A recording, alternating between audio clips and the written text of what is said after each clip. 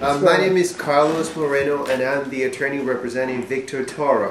What I'd like to do is to give you a brief summary of what has happened with Victor Toro's case from the time of his arrest. He was arrested in 2007 by U.S. Border Patrol while he was on a train headed for New York.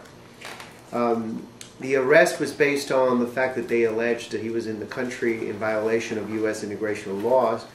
We made an application for bail, and he was eventually released on bail 3 or 4 days later. I believe bail was posted in the amount of $5,000. We have filed an application for political asylum and something called withholding of removal, as well as relief under Article 3 of the Convention Against Torture. The case was originally in Buffalo, New York. We filed a request for a change of venue, and eventually the case was transferred to New York City, where it is now. The case was actually scheduled for a final hearing on August 26th of this year. However, the government submitted new documents and a request for an adjournment or a postponement of the hearing. And the submission of these new documents is the one issue that concerns us a great deal, because these documents are basically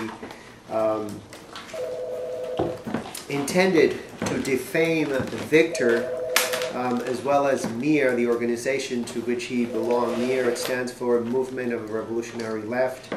It was an organization very active in Chile in the 60s and 70s, and very active in the opposition to the Pinochet government during the military regime.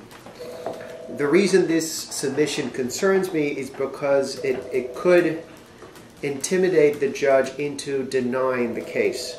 It's not clear to me which way the judge is inclined, but the fact that the word terrorism has been introduced through these documents may actually intimidate the judge. This is not an Article 3 judge. She's an administrative law judge, and therefore anything that might invite controversy, she's likely to stay away from.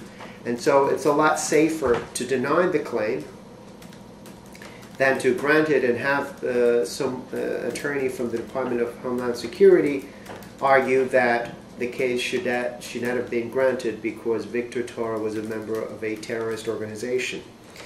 The one thing that we need from progressive people right now is statements of support to vindicate or rehabilitate, for lack of a better word, not only Victor Toro but MIR, because most of the documentation is directed against MIR, and obviously Victor was a member of that organization. The asylum application that we filed, it's predicated largely on his membership in that organization.